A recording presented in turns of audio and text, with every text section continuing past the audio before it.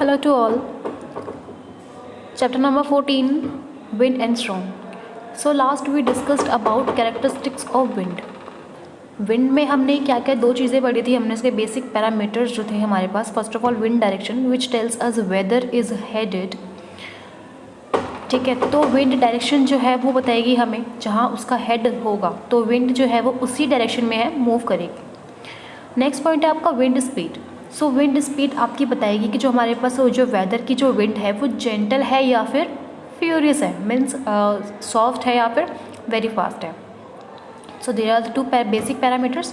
Now let's come to about wind vane. So wind vane के बारे में हमने क्या डिस्कस किया था कि विंड वेन जो है एक ऐसा इंस्ट्रूमेंट है जिससे हम विंड के डायरेक्शन के बारे में फाइंड कर सकते हैं. ओके, सो नाउ सी जो विंड वेन है वो किस तरीके की शेप में हो सकती है. जो विंड वेन है वो आपकी किसी भी शेप में हो सकती है. उसका जो बैक का जो पोर्शन होगा, जो उसकी टेल पोर्शन होगा, थोड़ा वो नैरो होगा और थोड़ा सा टेल होनी चाहिए उसकी लार्जर, यानी कि जो उसकी टिप होगी टिप से थोड़ा सा लार्ज होना चाहिए. और ये आपकी किसी भी शेप में हो सकती है, लाइक आपकी एरो की शेप में हो सकती है या फिर एक रूस्टर की शेप में हो सकती है. रूस्टर मीन्स होता है जो आपका कॉक होता है, कॉक लाइक मुर्गा, उसकी शेप में. नेक्स्ट हम डिस्कस करते हैं अबाउट एनीमोमीटर. एनीमोमीटर एक ऐसा इंस्ट्रूमेंट है जिससे हम विंड की स्पीड को मेजर करते हैं, उसे हम बोलते हैं एनीमोमीटर.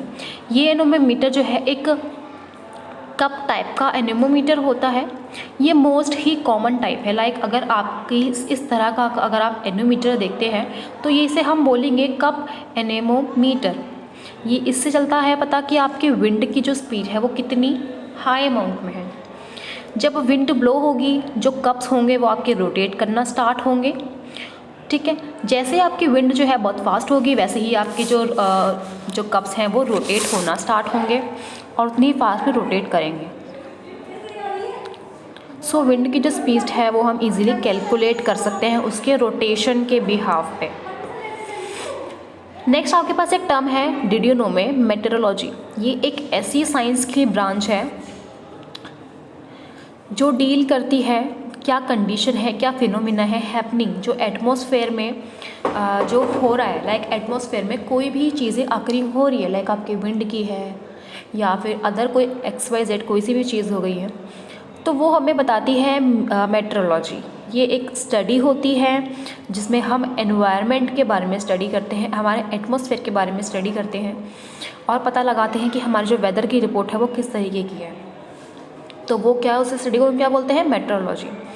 और मेट्रोलॉजिस्ट वो होते हैं जो स्टडी करते हैं हमारे वेदर, हमारे एटमॉस्फेयर के बारे में, वेदर के बारे में स्टडी करते हैं, उनको बोलते हैं metrologist. So let discuss about the storm. What is storm. Storm जो है आपका, storm are the atmospheric disturbance accompanied by a very large strong high speed winds. तो स्टॉर्म एक ऐसी टर्म है जब बहुत ही तेज़ हाई अमाउंट में जब आपकी एक विंड चलती है जो एक अनइवन डिस्टर्बेंस कॉज करती है, उसे हम बोलते हैं स्टॉर्म. सो सेवरल स्टॉर्म्स हो सकते हैं जो लार्ज स्केल पे डिस्ट्रक्शन यानी कि लार्ज स्केल पर डिस्ट्रॉय भी कर सकते हैं. लाइक आपका ओशन का स्टॉर्म हो गया. तो डिफरेंट जो हमारे ओशन के जो स्टॉर्म्स होते हैं वो डिफरेंट नेम से जाने जाते हैं डिफरेंट हमारे वर्ल्ड के पार्ट में. जैसे कि हमारे इंडिया में साइक्लोन कहते हैं, नॉर्थ अमेरिका में इसे नॉर्थ अमेरिका और जो आपका साइबेरियन है वहाँ पर आप हरिकेन्स बोलते हैं, और जो ईस्टर्न एशिया है उसे वहाँ बोलते हैं टाइफून्स. तो ये आपकी तीनों चीज़ें हो गई हैं, टाइफून, हरिकेन्स और साइक्लोन. अगर कोई आप में कोई कहता है कि ये तीनों क्या है, सिमिलर है या बिल्कुल डिफरेंट है, तो आप बोलोगे no, it's they all are similar and they all are part of storm. So next first हम पढ़ते हैं अबाउट साइक्लोन, यानी कि जो हमारे इंडिया में क्या बोलते हैं, साइक्लोन. तो हम साइक्लोन के बारे में डिस्कस करेंगे, साइक्लोन कैसे अकर होता है. सो साइक्लोन जो है वो आपका डेवलप करता है near ocean, near the equator. Equator जो आपका पोल होता है, आपको पता है जो आपने जियोग्राफी में स्टडी करा होगा कि जो आपका इक्वेटर होता है वो आपका Tropic of Capricorn and Tropic of Cancer के मिड में लाई करता है, ठीक है, आपका equator, where the waters are warm. So equator जो है, इक्वेटर पे ही हमारे इंडिया भी है, तो वहाँ का जो नेचर है वो थोड़ा सा वार्म ही है, क्योंकि सन की रेज जो है वो इजीली हमारे इक्वेटर पर आती है, इसीलिए जो साइक्लोन जो है मोस्टली उस एरिया पे अकर करते हैं, ठीक है। अब हमको एक्सप्लेन करते हैं कैसे। स्टेप 1 में हमारे पास क्या है, warm air over the oceans containing a lot water vapours rises leaving behind a region of low pressure. So similarly क्या होगा, जब सन की रेज जब ओशन के सरफेस पर आती हैं तो वो क्या होता है, जो हमारे वाटर के जो वेपर्स होते हैं वो धीरे धीरे ऊपर की तरफ राइज़ करना स्टार्ट होते हैं। राइज़ करने के बाद वो क्या कर, जब विंड ब्लो होती है तो वो उसी सर्कुलेशन में धीरे धीरे करके मूव होते रहते हैं, मूव करते रहते हैं, और धीरे धीरे करके मूव होते होते होते होते वो ऊपर की तरफ राइज़ करना स्टार्ट हो जाते हैं। सो नेक्स्ट स्टेप 2 में क्या होता है, जो कोल्डर एयर होती है from surrounding rushes in to take its place, और जो आसपास की जो एयर होती है साइक्लोन की, वो जो बीच की वार्म एयर होती है उसके अराउंड जो क्या है सराउंडिंग मूव होती रहती है और उस एयर को भी कूल डाउन करने की कोशिश करती है। The air cool comes spinning inward in a spiral, और जो आपकी एयर है वो स्पाइरल की फॉर्म में मूव होती रहती है, ठीक है, which caused by the earth's rotation. और ये क्यों कॉज होती है, स्पाइरल फॉर्म में क्यों होती है, क्योंकि जो हमारी अर्थ है वो रोटेट होती रहती है बहुत ही तेज़ी से, तो ये उसका भी रीज़न है। नेक्स्ट जो है आपकी जो स्पायरलिंग विंड स्पिन है वो ये जो है एंटी क्लॉकवाइज डायरेक्शन के अंदर, यानी कि northern hemisphere in a clockwise direction in the southern hemisphere. तो ये क्या करती है, एंटी क्लॉकवाइज मूव करती है कहाँ, आपके नॉर्थन हेमिस्फेयर में, और क्लॉकवाइज मूव करती है आपके साउथर्न हेमिस्फेयर में। जब हमारी अर्थ को हम ऊपर से देखते हैं तो हमें साइक्लोन जो है कुछ ऐसा नज़र आता है, कुछ ऐसा वाइट सा, जो बिल्कुल एक चक्र की तरह घूम रहा है, ठीक है। सो स्टेप 2 और स्टेप 1 में हमने जब ये कंटिन्यूस करते हैं इक्वल में स्पायरल करते रहते हैं, so eye of the storm gain very high speed. So eye of the storm क्या है, यानी कि जिसको बिल्कुल जो सेंटर का पॉइंट होता है पीक, वो जो है बहुत ही हाई स्पीड में मूव करना स्टार्ट हो जाता है, और जो ये बहुत ही डिफ़िकल्ट है प्रेडिक्ट करना उसको एग्जैक्ट पाथ ऑफ साइक्लोन पे, will take just like difficult to predict the path of a spinning top. Storm system can be tracked by satellites. अब सैटेलाइट्स जो हैं आपकी चैप्टर आपका सोलर सिस्टम, आपकी 8th क्लास में आएगा। सोलर सिस्टम जो है आपने पढ़ा होगा, सोलर सिस्टम के बारे में जियोग्राफी में, तो आपने उसमें पढ़ा होगा कि जो भी आपकी सैटेलाइट्स जो होती हैं, सैटेलाइट एक तो हमारी मून जो है वो नेचुरल सैटेलाइट्स है, और जो हमारी आर्टिफिशियल सैटेलाइट्स हैं वो हमारी अर्थ के अराउंड ही होती है। तो वो इसीलिए होती है ताकि वो देख सके कि साइक्लोन या हरिकेन्स वगैरह जो आते हैं वो किस किस डायरेक्शन में आते हैं, किस किस तरह से, कितनी तेज़ी से आने वाले हैं या कब अकर होने वाले हैं, ठीक है। जब साइक्लोन आते हैं तो हम उसी से ही प्रेडिक्ट लगाते हैं कि हाँ साइक्लोन अब आने वाला है सैटेलाइट से।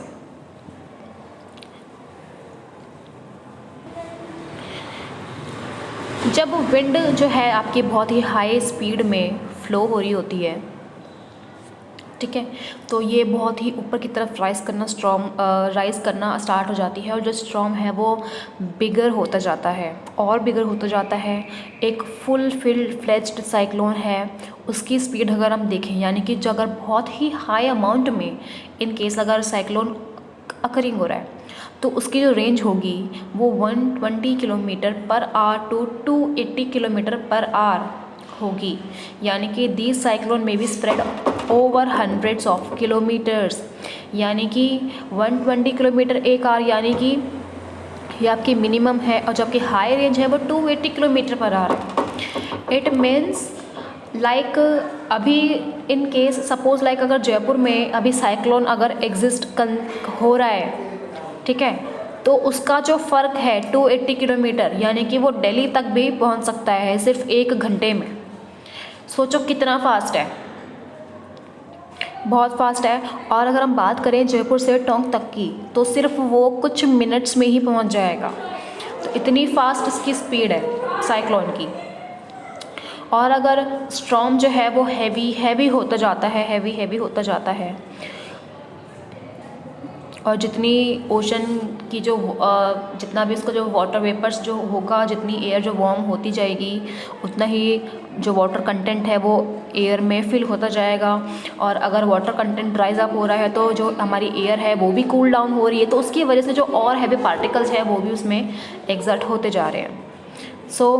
जब साइक्लोन घूमता घूमता हमारी लैंड पर अगर टच कर जाए, ठीक है, तब है जो लैंड फॉल भी हो सकती है, ठीक है। अब सपोज़ जब तक साइक्लोन लैंड पर नहीं आता तब तक वो साइक्लोन ख़त्म नहीं हो सकता। क्यों ख़त्म नहीं हो सकता?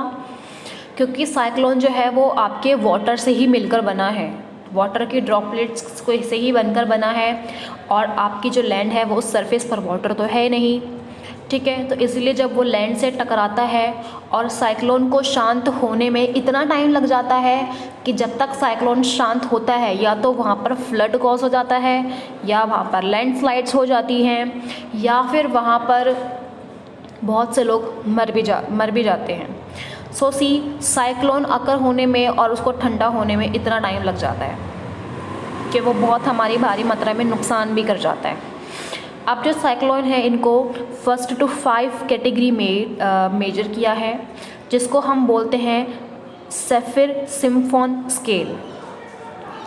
कैटेगरी 1 जो है वो बहुत ही कम में आती है एज़ कम्पेयर टू कैटेगरी 5, और ये बहुत ही डेरावेस्टिंग यानी कि बहुत ज़्यादा ही हाई अमाउंट में डेंजरस भी है।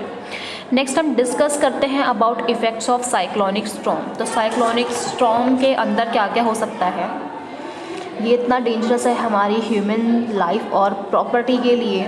अगर हम बात करते हैं डेंजरस सी के लेवल पे, अगर हम बात करते हैं, साइक्लोनिक स्टॉर्म जो है आपका वो प्रोड्यूस करता है बहुत ही हाई अमाउंट में वेव्स, ठीक है। इतनी हाई अमाउंट में वेव कॉज करता है कि अगर आप किसी बिल्डिंग में रह रहे हो तो उस बिल्डिंग का 4 से लेके 5th जो आपका मीन्स 4 से 5th जो फ्लोर होगा वो फ्लोर भी वहाँ तक इतनी तेज़ लहरें आ जाए, वहाँ उसकी वेव्स आ जाए सी की इतनी तेज़ अमाउंट में।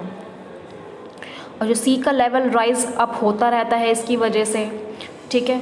तो मीन्स क्या होता है, जितने भी आपके अगर सी का लेवल इन केस राइज हो रहा है इस कंडीशन में, तो हमारे पास क्या होगा, वो स्ट्रॉम सर्ज बन जाएगा। इसको हम स्ट्रॉम टाइड्स भी बोलते हैं, ठीक है। ये इतना डेंजरस होता है कि अगर बाई चांस फिशरमैन वहाँ पर है तो फिशरमैन इस टाइम पर हमें अलाउ नहीं करना चाहिए, क्योंकि अगर फिशरमैन होगा तो शायद ही उसकी डेथ भी हो जाए, क्योंकि वो उस साइक्लोन से, उस स्ट्रॉम से बच के नहीं निकल सकता। और हमें हर जितने भी वहाँ पे नंबर्स ऑफ फिशरमैन हैं, जितने भी लोग वहाँ पर हैं, हमें वहाँ जाने से उनको मना करना चाहिए, वार्निंग देनी चाहिए, ठीक है। अब हम बात करते हैं हमारे लैंड पे कितना डैमेज हो सकता है। तो साइक्लोनिक स्टॉर्म जब हमारे लैंड पर आ जाती है तो कैटेगरी 1 में क्या होएगा देखते हैं। कैटेगरी 1 में जो है आपका हल्का सा माइल्डेस्ट होगा। माइल्डेस्ट का मीनिंग भी ये नहीं कि बस कुछ इफ़ेक्ट ना होगा। कितना इफ़ेक्ट होगा, कैटेगरी 1 में आपकी जो ट्रीज़ हैं वो निकल के गिर सकते हैं, आपके इलेक्ट्रिक पोल्स जो हैं वो ख़राब हो सकते हैं, या फिर वो भी उनके अंदर भी ब्लास्ट हो सकता है, ठीक है, और शायद वो गिर भी सकते हैं। और कुछ ऐसे भी हैं जो बहुत ही हाई अमाउंट में फ्लड कॉज कर दें। ये आपकी कैटेगरी 1 है। अगर कैटेगरी 5 आ जाए तो सोचो क्या होगा। ये तो कैटेगरी 1 की बात थी। कैटेगरी 5 में जो भी होगा, ऑलमोस्ट ट्रीज़ जो हैं आपके बाहर निकल जाएंगे, गिर जाएंगे, पोल्स जो हैं वो भी गिर जाएंगे, बिल्डिंग्स भी गिर सकती हैं और टोटली डिस्ट्रॉय भी हो सकती है। पीपल जो है कैटेगरी 5 में तो बचेंगे ही नहीं, मर जाएंगे। आसपास के जो एरिया हैं वो भी ख़राब हो जाएंगे और अफेक्ट करेंगे पूरे एरिया, पूरी स्पीशीज़ को। लार्ज स्केल पे जो है बहुत ही हाई अमाउंट में सब कुछ तबाह हो जाएगा। तो ये थे आपके कैटेगरी 1 से 5 तक साइक्लोन में। अब हम डिस्कस करते हैं अबाउट टॉर्नेडो कि टॉर्नेडो क्या होता है। टॉर्नेडो के पहले पिक्चर देख लीजिए। टॉर्नेडो कुछ इस तरीके का होता है, ये मोस्टली लैंड पर आता है। टॉर्नेडो जो है आपका एक ही स्पिनिंग एयर कॉलम होता है, टिपिकली शेप्ड लाइक फनल की शेप्ड का होता है। दिख रहा होगा आपको, फनल की शेप्ड का होता है।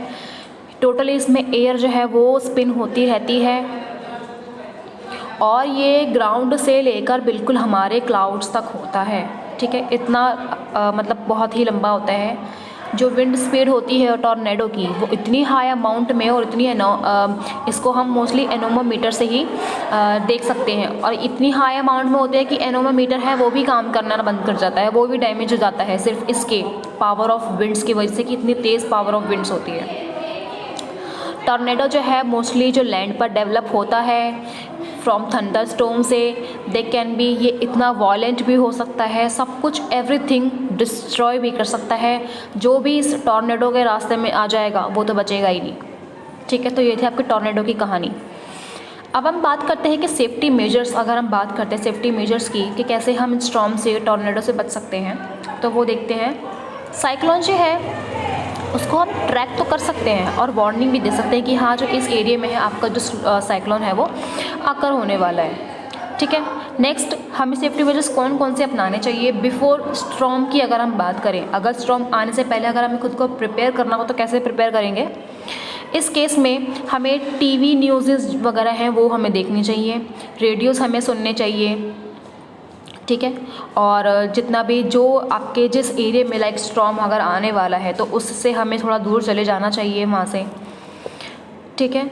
वेदर की रिपोर्ट्स लेनी चाहिए हमें प्रॉपर टाइम से, ठीक है। और हम नेक्स्ट हम क्या क्या एक्शन ले सकते हैं इसमें, जो भी लोग इफ़ेक्टेड हो चुके हैं लाइक अगर या फिर स्टॉर्म आने वाला तो उससे पहले ही कुछ वीक्स पहले ही हमें जितना भी हमारा फूड है वो स्टोर करके रख लेना चाहिए, मनी स्टोर करके रख लेना चाहिए, बैटरीज, इमरजेंसी लाइट्स है, आपका ड्रिंकिंग वाटर हो गया, आपका कैंडल्स हो गई, बैटरी ऑपरेटेड रेडियोज़ हो गए आपके, वो सब हमें अपने साथ में रखना चाहिए, जिसकी वजह से स्टॉर्म अगर आए तो हमें एटलीस्ट हमारे पास कुछ ये चीज़ें तो हों। अगर हम स्टॉर्म में भी स्टॉर्म के बाद अगर तबाही होती है तो एटलीस्ट हमारे पास खाने के लिए कुछ तो हो, या फिर हमारे पास कुछ फ़ोन्स वगैरह तो हो जिससे हम किसी को कांटेक्ट भी कर सकें।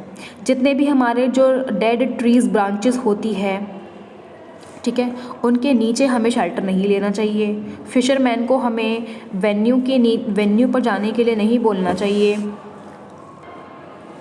नेक्स्ट हम बात करते हैं हमारे during after storm. After storm के बारे में हमें लाइक स्टॉर्म अगर आ चुका है या फिर स्टॉर्म के बाद तो उस टाइम पर हमें अपने घर में ही रहना चाहिए, हमें किसी के अंडर द ट्री के हमें शेल्टर नहीं लेना चाहिए।